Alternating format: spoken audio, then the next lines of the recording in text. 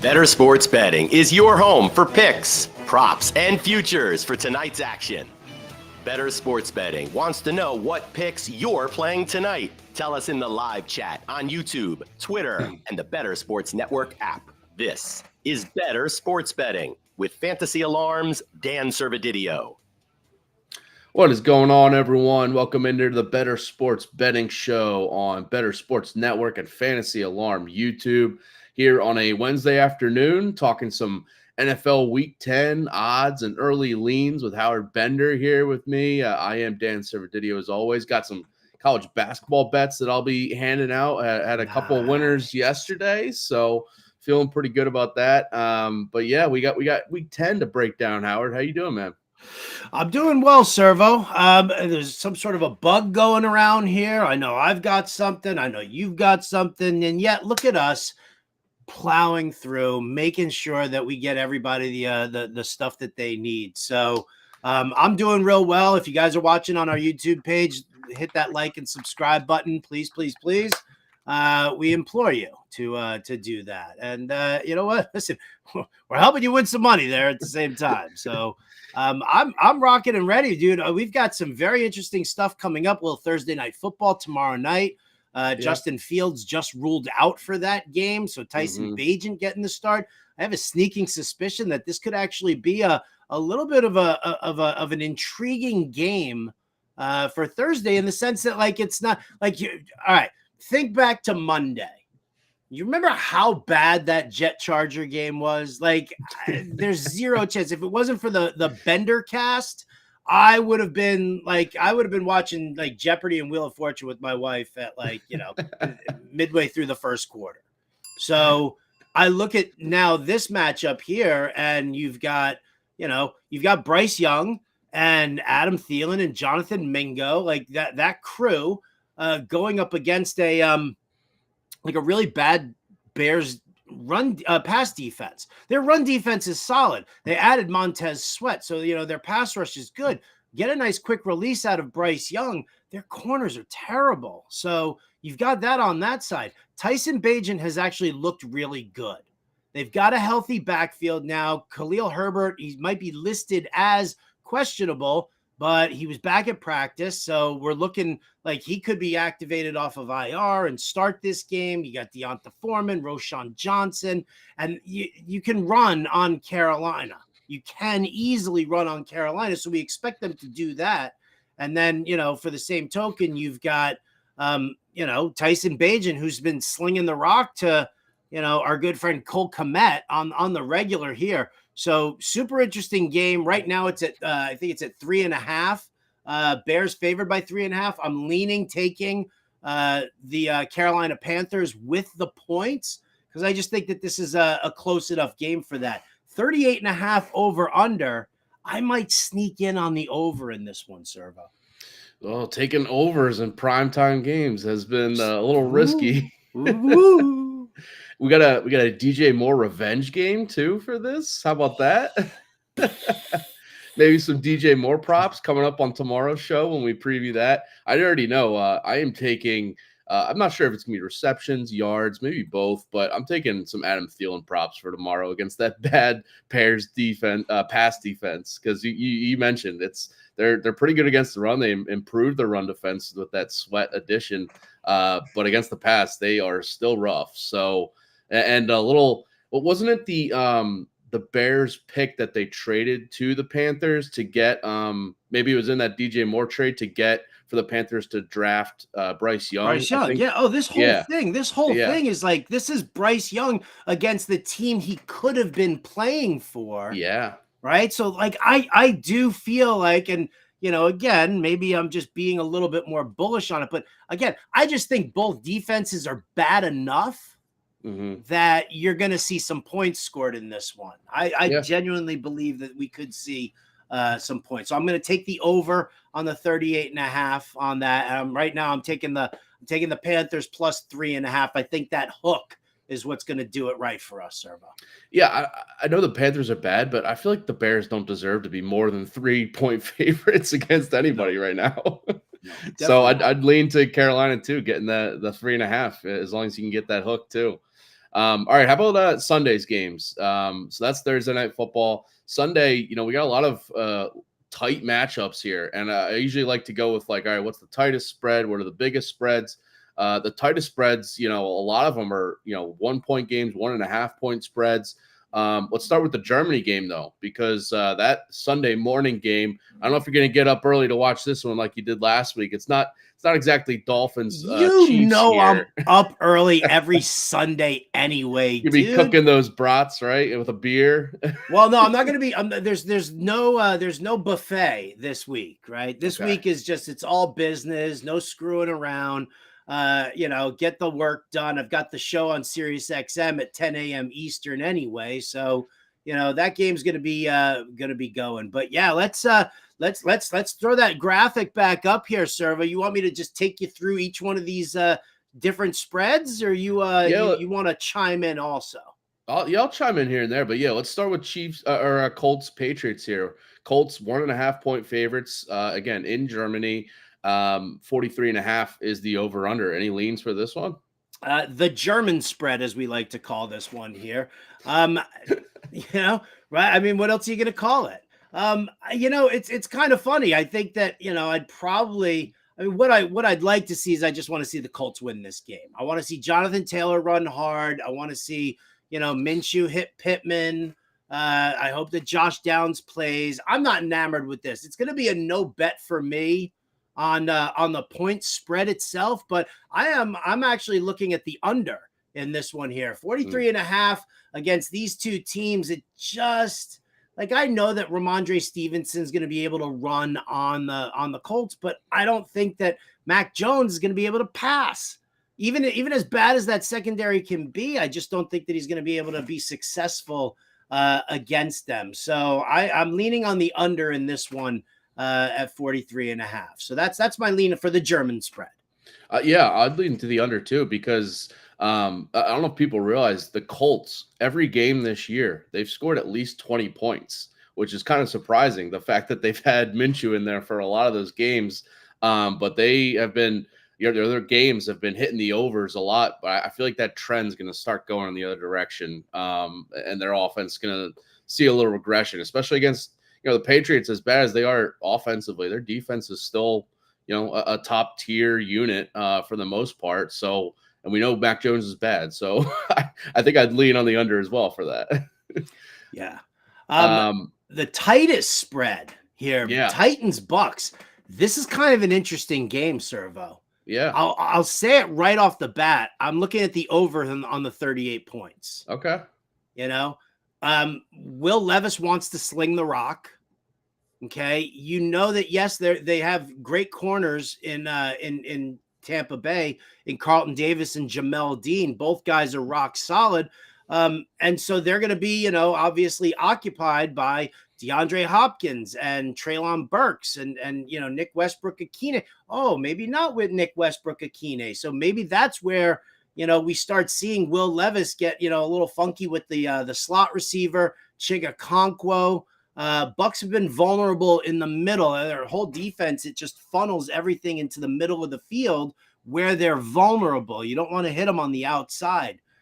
But, I think that's, what we're looking at from Will Levis's standpoint of looking at the Bucks. On the other side here, we know that this Titans secondary is not good. But now we're also starting to see a rash of injuries here. Sean Murphy-Bunting is, I believe, doubtful for this game. And I think they have another questionable corner and somebody else who's out. All of a sudden now this Titans defense, pass defense, which wasn't good anyway, is going to, it's going to struggle. Mike Evans, Chris Godwin to the moon for me for these guys. I'll lean the Bucks minus the point. I think they win this game.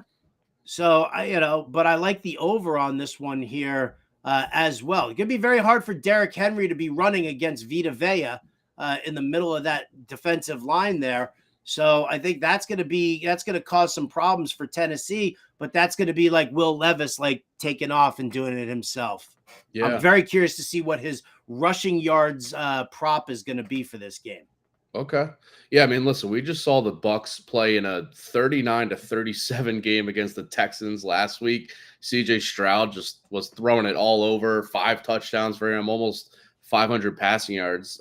He's better than Will Levis, but I still think the Titans are going to have success through the air in this game, especially if the Bucks are trying to bottle up and pretty much shut down Derrick Henry and force Levis to beat them. So just kind of lead into more passing. And I'd lean to the over 2 with you on that 38 game total. Tight spread though. Titans Bucks 1 point spread there at home for Tampa Bay. How about the biggest spread? And I'll say right now, I'm probably going Cowboys, even though they are favored by 16 and a half. I think it is. It's, it was like 15 and a half. It's now up to 16 and a half. Probably get to 17 by the time Sunday comes. But the Giants are just, with Jones out, it's Tommy DeVito, maybe Matt Barkley's making an appearance. I have zero confidence in the Giants offense to keep this close at all, honestly. So it's a big spread that's kind of scares you, but I see this being a blowout win, just like it was in week 1 when the Cowboys and Giants right played. Well, I mean, I think that's also, it's like, it was 40-0 then, and now you've got Danny DeVito as your starting quarterback, right? I think Matt Barkley would actually probably be a little bit better, but I'll tell you what I would do? Listed on the Giants depth chart, their 4th string quarterback is Saquon Barkley. So why don't you add like 2 more guys to the offensive line, right? Do like a 7-man line, spread like a couple of wideouts out, and just run wildcat formation the entire time. Let Barkley just run the ball behind the extra offensive line, and if he so chooses to pop it over there, I mean, come on. We saw Derrick Henry like throwing touchdown passes, right? So why wouldn't we end up doing that? This is good. It's like when the 49ers were down Brock Purdy and Josh Johnson, that NFC Championship game. We had McCaffrey, who was like their emergency quarterback. Him as the quarterback more? They should have done that. They took a while to go to that. By the way, I'm just still laughing and chuckling that we got a Danny DeVito mention from you when I think you combine Daniel Jones and Tommy DeVito's names together there. No, dude. Because listen, a Jersey Mike sub could be a better quarterback than the Tommy DeVito. Right? Let's get Danny DeVito out there under center. Who cares? Dude, put Danny DeVito out there. You know what? He's 4'10". So he's gonna slide under. He could go between Darren Sproles' legs. Come on, man. Oh man, I would just tune in for that. The Giants possessions if Danny DeVito was under center. Listen, I wouldn't. I mean, the point spread again, it makes you a little maybe worrisome to back like a huge favorite like this, but I think it's that big for a reason. It's a no bet for me. Right, like on the point spread, because it's a 3-score spread. I mean, that's ridiculous to play around with, and I'd kind of lean on the under. Right, they beat them 40-0 the last time. Maybe they take their foot off the gas. Maybe it's just 38-0 this time. I will say, I would throw, if you don't want to bet the Cowboys spread, I would throw them in like a teaser or something if you want to put that point total down a little bit, like to cover a 9.5 point spread or something and pair it with something else. Because, if you're just scared of like the 3-touchdown or 3-score lead at the end, then, of course we're going to get a backdoor cover in this game. So, right. Giants kick a meaningless field goal. Yeah. Something like that. All right. How about the lowest total? We have had some low totals already that we were kind of covering here, but the lowest total is your Jets -1.5 favorites on the road to Vegas. 36 is the over/under. This is the Sunday night football game too. So, I mean, it'll be a close game according to the point spread here, but should be a low scoring game. Any leans on this one? I mean, as long as Nathaniel Hackett is the offensive coordinator for the New York Jets, I won't bet them. Okay. I won't do it. I'll look at the under in this game 100%. If I'm going to take any team, I'm going to take the Raiders with 1.5 points. The defense that the Jets have is absolutely spectacular. And I think that it's going to be very, very difficult. Josh Jacobs will get some decent volume because you can run on the Jets. But Sauce Gardner on Devontae Adams, that's going to be crazy. You're going to see a lot of Michael Carter and DJ Reed on Jacoby Myers. It's going to be very tough for Las Vegas to put up some points. And, Las Vegas doesn't have a great defense either. So, look at Breece Hall's rushing yards props. Like that'll probably be, something to look at. But yeah, I can't. Give me the under here, Servo. Jets Raiders could be that. This could be like a horror show, right? Daniel Carlson and Greg Zuerlein are both in your DFS lineups out of this game. Get both kickers in there. Get the Jets in there. So gross, so grimy. I will say I'll lean the Jets in this one. I do lean the under too, but I just see a letdown from the Raiders who, you correctly backed last week with one of your bets of taking them, week after their coach gets fired to come out and get the win for Antonio Pierce, the new interim coach. That was, it was also a game against the Giants who we were just talking about. So take that for what it's worth. But this is still a team that's just kind of struggling. And I feel like there's a reason the Jets are favored here, even though it's on the road. I feel like they could get this win. So I'd probably lean that way. All right. How about the highest total on the slate? There's a couple of higher totals in the, mid to high 40s. But the highest one on the Sunday slate is Lions Chargers. 48.5 is the over under in that one. We also have the Lions 2.5 point favorites for this game. Any leans for this one? Should be, as most Chargers games go, it's probably going to be a higher scoring one. Probably going to be a higher scoring one, unless, of course, you're facing the Jets. And then, no, it doesn't happen. Then you only give up 6 points. Do not let that, skew you guys on, thinking the Chargers defense is suddenly good. Because that was more the Jets shooting themselves in the foot over and over and over again. Just, target practice on their toes, and then boom, right? Just brutal. My lean here is the Lions minus the points. I like them coming off the bye. I like the fact that they are likely to get David Montgomery back. So they become a team listen, Jahmyr Gibbs was doing great, but winning teams can run the football at the end of the game and just kill the clock. And that's what David Montgomery brings to the table here. And I think that Detroit does that. I don't like the Chargers defense at all. I do think I'm again, kill me for this, but I'm leaning on the over because, I think that, the Chargers defense, the Chargers can't, they're mediocre against the run at best. Take away take away them stifling the Jets in general, because, Breece Hall probably would add 100 yards if it wasn't for 60 yards in penalties called against them. It was unbelievable for that. But the Chargers were giving up about 100 yards per game. They'd given up 8 rushing touchdowns. So, definitely vulnerable, but their secondary is terrible. They're giving up the second most passing yards per game right now. So I think that the Lions, with that balanced attack that they have, I think they're going to be able to put up points regularly. And then that's just going to put the Chargers on their heels a little bit more. And you're going to see a lot more passing from Justin Herbert. This is not a game where I think that, either team is really looking to, establish that play action right from the onset. But I think that, so I think both teams end up slinging the rock here. And I think that we could get like a 28-24 game in this one here. I think that's definitely in the realm of possibility. I'm not saying that this is going to be, 56-49. Yeah. As entertaining as that would be. I would lean the Lions here too. And if you get that 2.5, I think that's huge. I am seeing it's at 3 at some places. So if you can get that 2.5, I think that's huge, because the Chargers this year, they have 3-point losses to two of them to the Titans and the Cowboys, lost by 2 to the Dolphins. But you look at the Chargers, their wins this year coming against the Jets, the Bears, the Raiders, and the Vikings. They haven't beaten a good team yet. And I think the Lions categorized as a good team this year.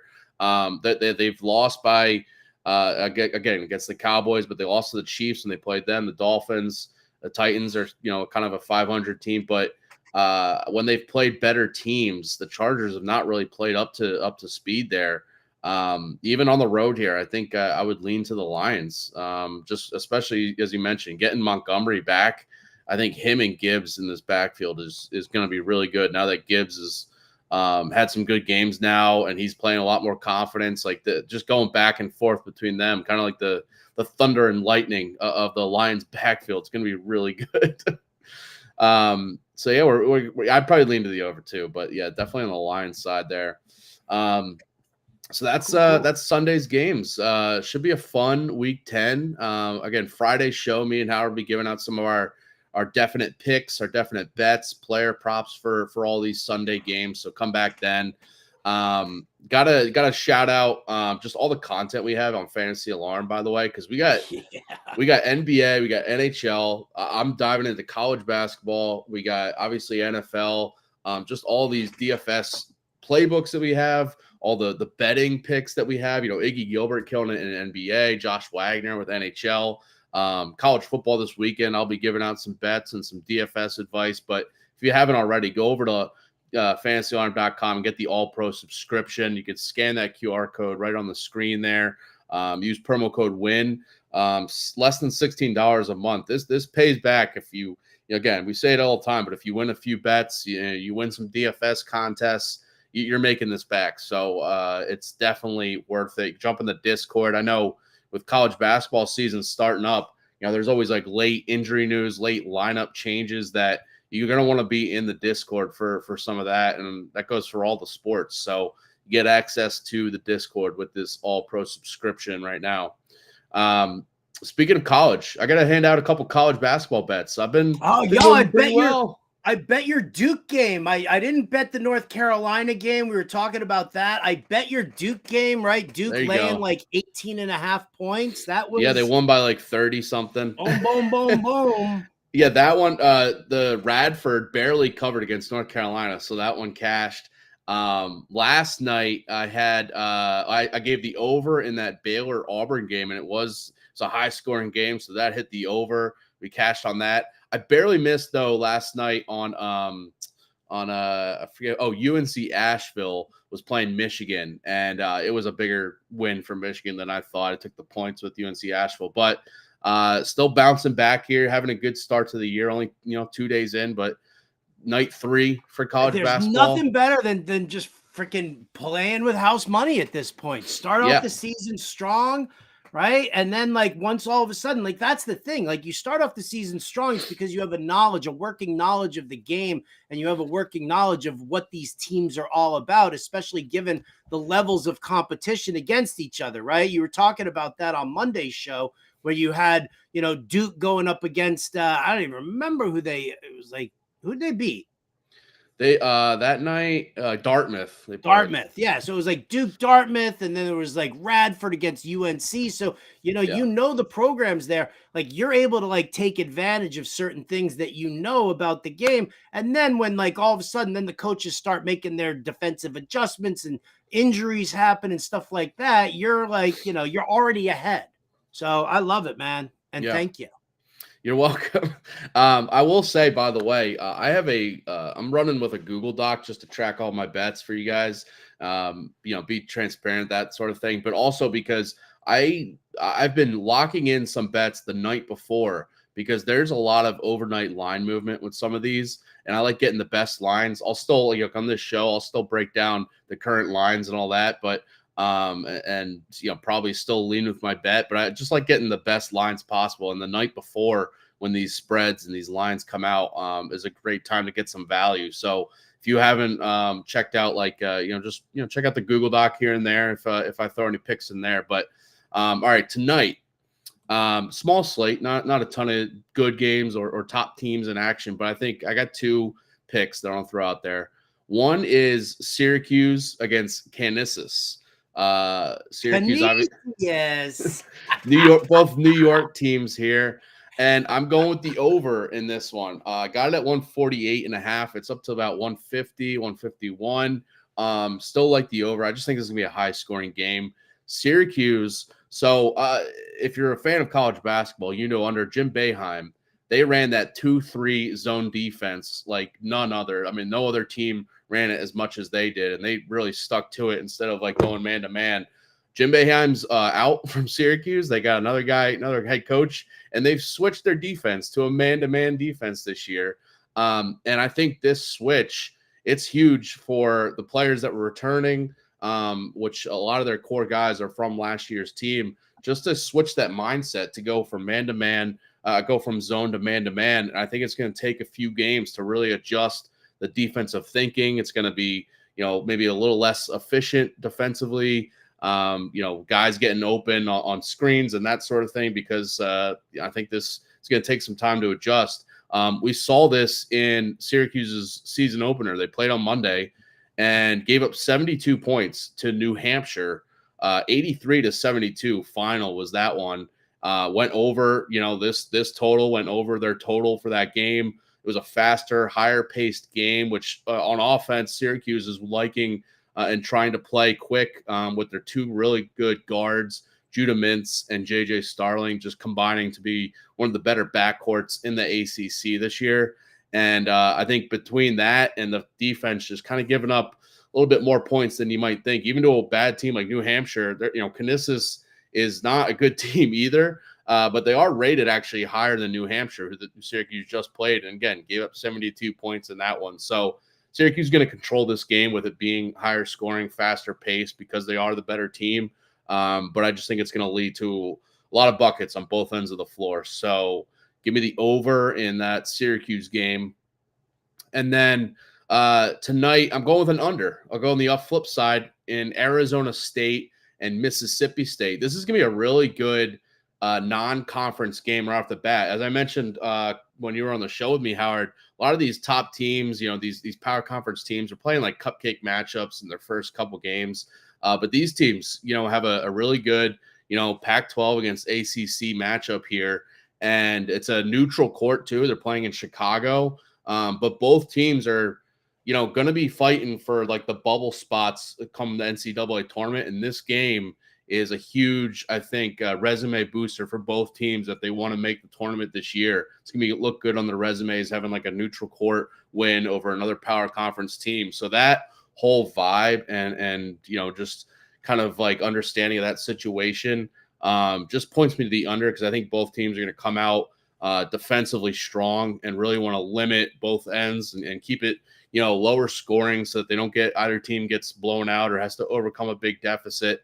But on the other, just on the X's and O's of this, Mississippi State, they're down their top two scorers tonight. Tolu Smith, their really good center, he's out. Shaquille Moore, their really good guard, he's suspended for this. And I just think the offense for Mississippi State is just it's going to be a little sluggish, go through some scoreless droughts, I think, without Smith and Moore, who they leaned on a lot last year. And Mississippi State also, they were a top 10 defense last season and are going to be a top tier defensive team this year. Again, even without those two guys, they have a lot of athletes, a lot of really good guys that are more defensive minded than offensive. So they're going to control that, just being a more lower scoring defensive game. Arizona State side of things, they were a top 35 defense these past 2 years with Bobby Hurley as their head coach, stressing defensive effort and defensive minded, where their offense has been inconsistent game to game. And that's going to be the same here, because Arizona State had a lot of roster turnover this offseason, replacing 4 of their 5 starters, have a lot of transfers coming in. I just think offensively there's going to be a lot of growing pains for Arizona State to really be consistent and efficient on the offensive end. But at the same time, a lot of the guys they brought in, the transfers, are more defensive guys. So both sides of this just point me to the under. Under 132.5 was on BetMGM. I think it's at 131, 130 around there, but I still think it's going to be a lower scoring game, just kind of played in like the low 60s. Like, I don't think there's going to be a lot of points in this game. So, yeah, give me the under in Arizona State and Mississippi State. Right on, baby. Right on. I love it, man. I'm going to lock those in, actually. Lock it in, yeah. I gave out, John said he was locking in a couple of the bets I put out last night, so hopefully he took advantage of that. But so that's college basketball. I got a college basketball DFS playbook that's up on Fantasy Alarm for tonight's slate too. Nice. So you could check that out if you want to get some DFS lineups in. Again, all pro subscription with that. All right, that's about it for us. Quick show, easy show. Coming up after us, by the way, 5 p.m. Eastern. John and Pemba, James Grande doing the Fantasy Alarm NBA DFS live show over on Bettor Sports Network and Fantasy Alarm. We also have the Bettor Cast going again tonight for Spurs Knicks and the NBA side of things. So if you haven't already, go download the Bettor Cast app for that game, 7:30 p.m. Eastern. Tip-off is that. Get the Bettor Cast app. You're on the Apple app, Google Play stores. Scan that QR code right there.